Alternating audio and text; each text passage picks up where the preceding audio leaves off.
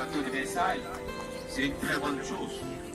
Oui, messieurs et dames, visiter l'histoire de Versailles, c'est bien. Mais également, vous devez visiter également une autre histoire. Une histoire qui vous regarde, une histoire qui est liée à votre humanité. Et cette histoire que je vais vous raconter tout à l'heure, c'est l'histoire de Jésus-Christ de Nazareth. Vous savez, Jésus, il est venu sur cette terre, il est né de Marie, et à l'âge de 30 ans, il a commencé son ministère. Et à 3 ans, il est mort sur une croix.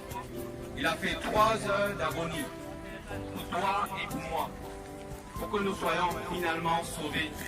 Sauvés de quoi? Sauvés du mal. Oui, messieurs et dames, toi et moi, nous avons un gros problème. Et le problème s'appelle le mal. Comment est-ce que tu fais, toi, homme naturel, à dominer sur le mal, à refuser toutes les situations de rancœur, de haine, de médisance, d'infidélité, d'amertume de cœur? Tu comptes sur quoi, homme naturel? Et moi, je crois que tu ne peux pas y résister. Raison pour laquelle le monde aujourd'hui, dans lequel toi et moi on vit, est plein d'abominations. On voit des hommes tuer les femmes.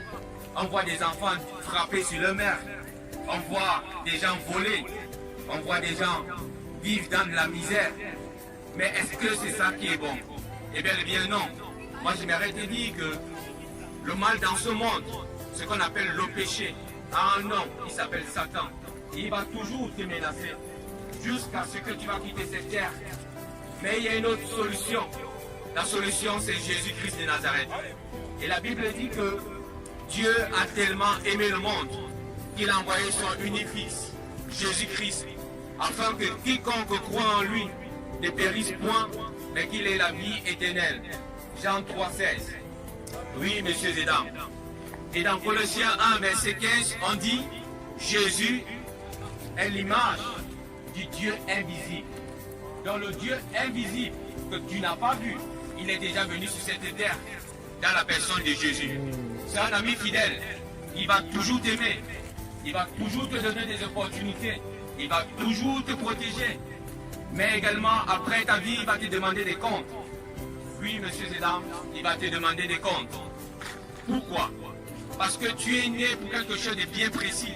Dans le livre d'Ésaïe, Dieu dit que tu es précieux à ses yeux. Il dit qu'il t'aime. Et il dit aussi également qu'il a prévu pour toi un projet de paix et de bonheur. Oui, messieurs et dames, un projet de paix et de bonheur. C'est pourquoi tu es sur cette terre. Et tu dois le réaliser, cela. En fait, Dieu, dans la personne de Jésus, ne condamne pas les êtres humains. Mais ce sont les êtres humains qui se condamnent eux-mêmes. Parce que de ton propre gré, de ta propre liberté, tu refuses l'amour de Dieu. Et tu mets ton amour sur un homme. Mais la Bible te dit, dans Jérémie 5, verset 17, maudit soit l'homme qui met sa confiance à un homme. Béni soit l'homme qui met sa confiance en l'Éternel. Donc aujourd'hui, mets ta confiance en Dieu et tu ne seras jamais déçu. Jésus, il a dit, je suis la vérité et la vie. Personne ne peut aller au Père sans passer par moi. Donc Jésus est le chemin. Ce n'est pas une religion. Ce n'est pas le prophète Mohamed. Ce n'est pas Bouddha. Ce n'est pas Moussa. Mais c'est Jésus. Parce que Jésus il est mort pour toi. Selon tous les livres, selon le Coran, les Sourate 19, on parle du fils de Myriam. Et ce verset on dit qu'il est le fils pur. Donc selon le Coran, Issa, qui est chez nous, Jésus est pur. Selon la Torah, on l'appelle le Messie, l'envoyé de Dieu. Et Isaïe 9, verset 5, dit que Dieu va nous envoyer un enfant et qu'il est né. Il est le Tout-Puissant. Il est le Fils de Dieu. Et selon la Bible, Jésus a dit, je suis le Fils de Dieu. Donc, Dieu a un fils. Et il a donné ce fils pour toi, pour que tu sois sauvé. Alors, saute sur l'occasion. Ose Jésus-Christ. Si tu ne n'oses pas Jésus-Christ, c'est pas ton voisin, c'est pas ta femme, c'est pas ton enfant, c'est pas ton collègue de travail, mais c'est toi qui dois oser Jésus. Et si tu veux oser Jésus, c'est très très simple. Il suffit d'ouvrir ton cœur. La Bible dit que Dieu cherche des cœurs pour pouvoir aimer. Dieu cherche ton cœur. Depuis que tu es né, Dieu te cherche. dans la personne de Jésus. Parce qu'il veut te rencontrer. Il veut te dire certaines choses. Et la Bible dit, dans Matthieu 4,4, que l'homme ne vivra pas seulement de pain, mais de toute parole qui sort de la bouche de Dieu. Donc, monsieur et dames, il y a deux pains. Il y a le premier pain que toi et moi on sort tous les jours pour aller chercher. C'est notre travail. Mais il y a un deuxième pain qui est la parole de Dieu. Et cette parole de Dieu, c'est pour ton âme. Parce que ton âme est précieuse. Ton âme est importante. C'est la seule entité qui ne meurt pas. Ton corps va mourir un jour.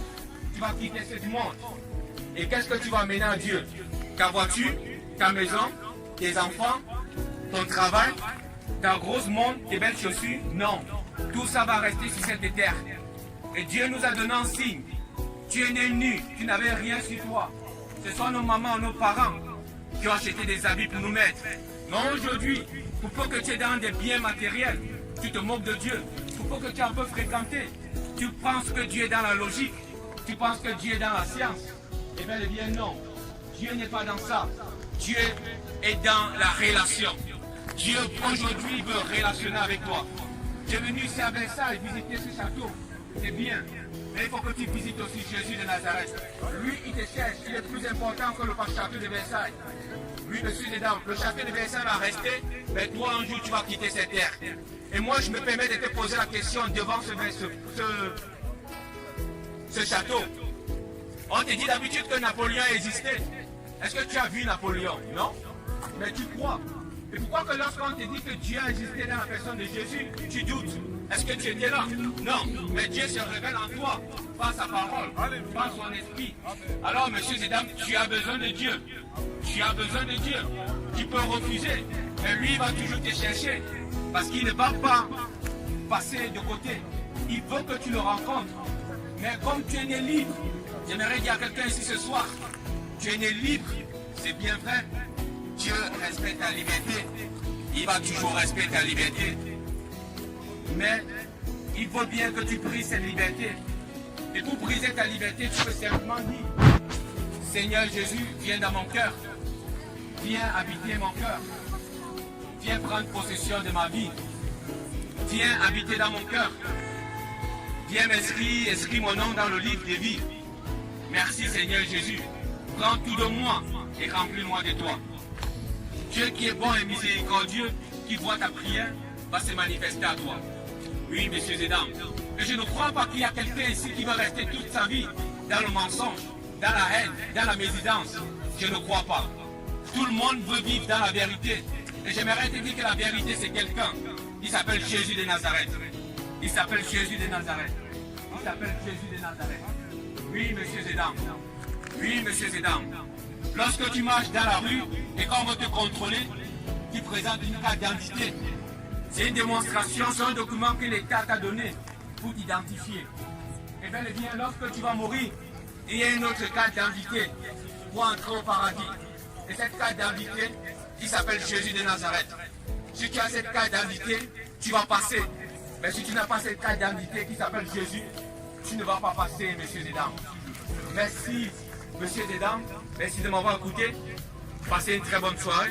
Mais sachez que Jésus vous aime et que vous n'êtes pas éternel et qu'un jour ou l'autre, vous allez mourir et vous allez quitter cette terre. Merci de m'avoir écouté. Jésus vous aime de tout son cœur. Il veut simplement avoir une relation avec vous. Amen. Que Jésus bénisse Versailles, bénisse Paris, bénisse la France, quand on en a vraiment besoin, et nous protège contre toute forme d'attentat. Dans le nom de Jésus, j'ai prié. Amen.